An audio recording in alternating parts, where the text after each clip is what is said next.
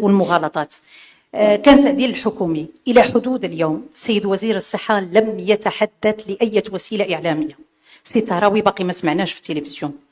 السيد وزير التربية الوطنية محمد سعد براده مازال ما سمعناش في التلفزيون. السي أحمد بواري إلى حدود الآن ما سمعناش في التلفزيون.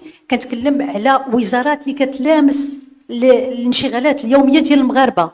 اليوم كان امتحانات ديال السادس ابتدائي، كاين نسبه كبيره ديال الوليدات راه ما تمتحنوش. علاش؟ بسبب بوحمرون.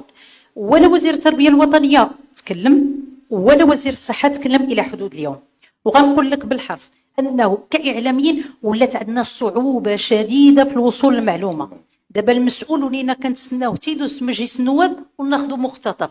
اعتقد عدم التواصل خلات الاشاعات وخلات رقعه الاشاعه في منصات التواصل الاجتماعي كتنتشر وكتسع بشكل مخيف. وهنا راه غتوقفوا كحكومه وكمسؤولون سياسيين على فظاعه الوضع. من بعد راه بدينا كنحسوا بها الان في كوفيد، واجهناها كاملين.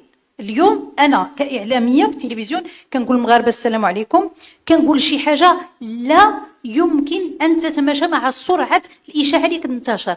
انا ما يمكنش كاعلاميه نجي نعطي خبر الا ما خدتش المصدر من عندكم. نتوما ما كتبغيوش تكلموا الى حدود اليوم.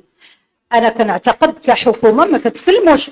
الصوره الاسبوع الفارط كانت واضحه جدا. كتسائلكم كحكومه بيتاس امام مقاعد فارغه. صوره مستفزه جدا. مشهد اعلامي. الا كتكلم لينا قبيله تكلمتي سي بن سعيد على المشهد السياسي والانتخابي في الولايات المتحده الامريكيه. اليوم الرجل السياسي عنده الجرأه راه خصو يواجه الناس، ما تواجههمش في التلفزيون. اعتقد مساحه المرور كتكون الى قاعده جماهيريه. انا باش عيط لي السي الفقيه تطواني اصريت على انني نحضر رغم انني قليله الحضور في مناسبات خارج القناه. علاش؟ لانه بغيت نجس نبض السياسي بشكل مباشر، لانه التلفزيون وقال الاضواء ما بقاش كتعجبكم. لا انا متفق